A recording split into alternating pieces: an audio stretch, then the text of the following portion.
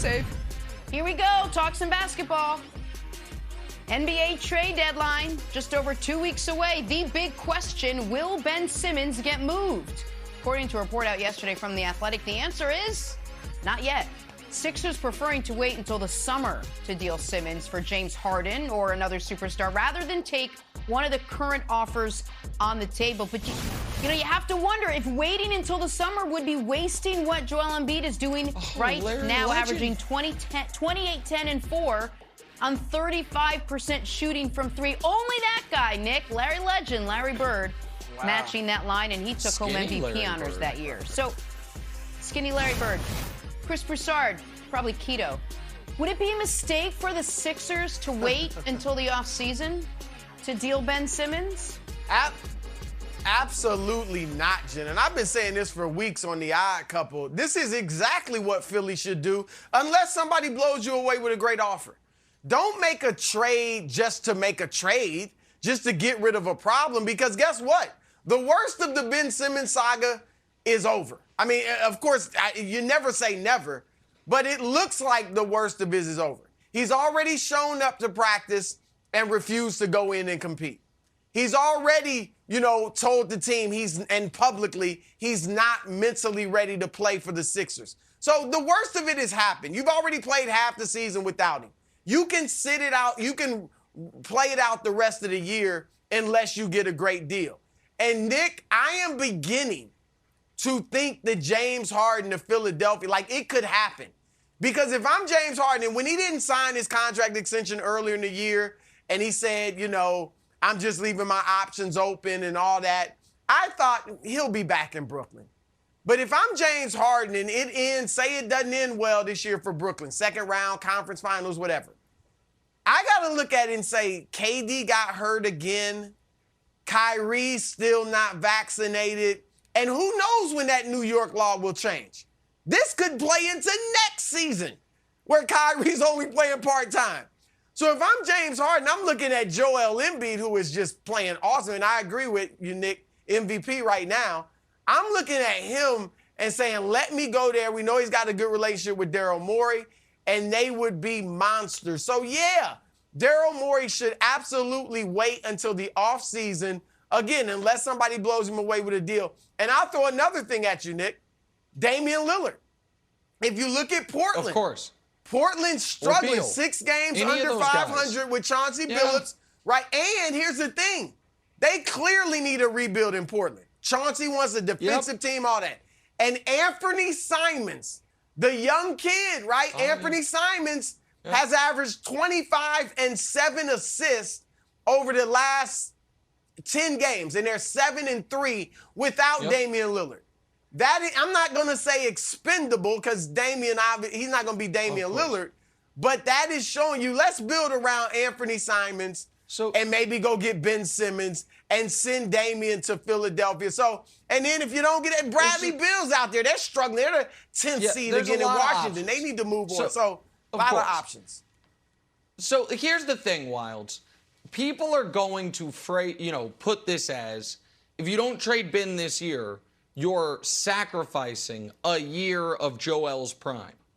And to a degree, that can be true. But here's what's also true.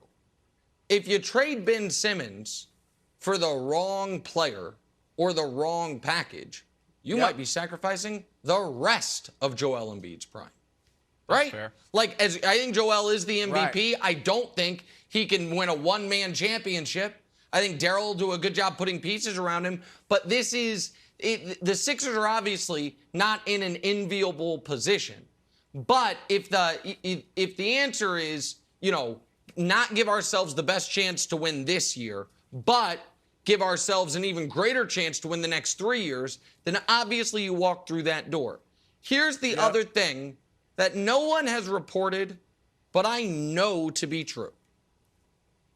And you guys can say this is silly. I know this is true. Philly is still holding out hope that if the deadline passes and a trade is not made, that Ben will play at some point this year. Now, maybe he won't, but nobody, I think, thought Ben Simmons, and this part I don't know, but I'm speculating, I don't think Ben ever thought, I'm going to skip a year of basketball. I don't think Ben thought I'm going to skip 10 games of basketball. I think Ben thought I'm going to be traded in the offseason. And then he wasn't. And then it's like, okay, December 15th, the first chance when the whole league, when all those guys you signed this offseason are available, then I'll be traded. There's an element of the old cliche of I'll turn this car around and the kids keep acting up and they never stop acting up. If the dad actually does turn the car around, it's like, wait, we're really going home? Oh, okay, well then maybe I need to straighten up. There's an element of, like, who is going to blink? Now, I don't think Ben will show back up, but I don't think Philly looks at it as, if we don't make the trade, we are definitely getting nothing out of the Ben Simmons player or asset this year. So for all those reasons, and because Daryl Morey adores James Harden, I think there's a lot of incentive for them to wait. Yeah, so I agree with you, but I want to dig into the Ben Simmons playing this year because I think that's fascinating. Broussard, I don't think that the Philly fans would be that, I don't know, upset seeing Ben back on the floor. And I know there is a lot of like, oh, no, didn't you see the viral video of his jersey burning? And don't you remember they threw a snowball at Santa Claus? Like, throw all that in the garbage. Time heals, one. Two, you are one solid, smartly engineered press conference away from getting everybody on your side. Right. That's all it takes. All Philadelphia cares about is winning basketball games. And if Ben Simmons came out, and you would need professional PR people involved here, but if Ben Simmons came out with some sort of statement like this, you know what, guys? I was in a really bad headspace. I appreciate your patience. I let you down, but right now, I thought I was going to get traded. I'm not. I'm going to give 110%. I'm not going to be perfect, but I'm going to work my tail off to try to bring a championship to Philadelphia because that's what you deserve. People around the NBA would not be like, this guy. I think the tide has turned on Ben in a good way. I think, like, you know what? He was a sympathetic figure, handled a little funky, but I think we're past it. I think I would love to see Ben for Philadelphia. I would love to see Ben on the court for Ben's sake. And also, if Ben wants to get moved in the offseason, he's got to show that he can still play. This idea that he's going to be traded for Bradley Beal and the Wizards fan base is going to be like, I don't know, what are we getting here? I just hope that he gets back on the floor this year. I like a lot of what you said, Wilds, and I agree. A great press conference where he said essentially what you said, yes, that would do it. But I was saying that at the beginning of the season. When he first showed back up to Philly, he could have done that press conference and been fine. So, and then you talked about he's got to get back on the court. I don't think he's going to play this year.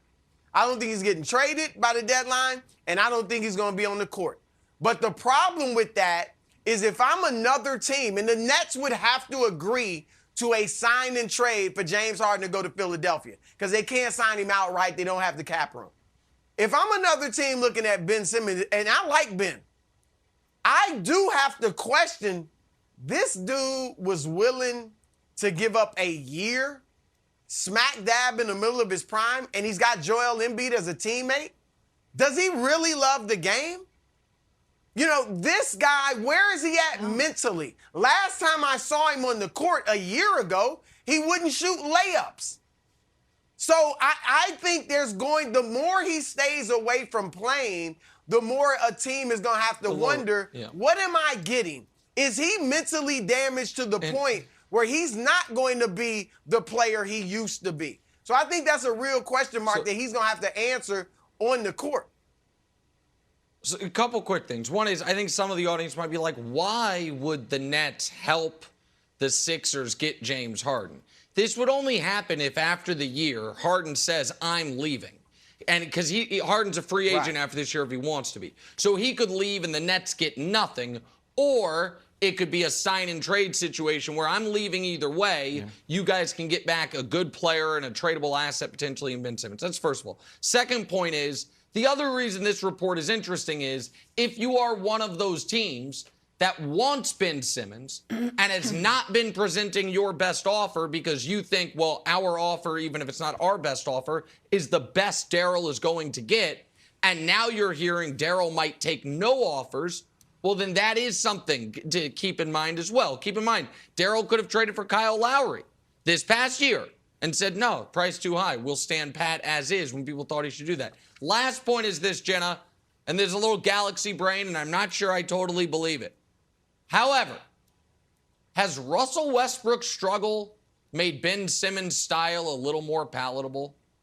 What if Ben Simmons, instead of the 100%. videos of him making jump shots, what if he posted videos of him looking like Russ shooting elbow jumpers? It's like, this is what you guys want?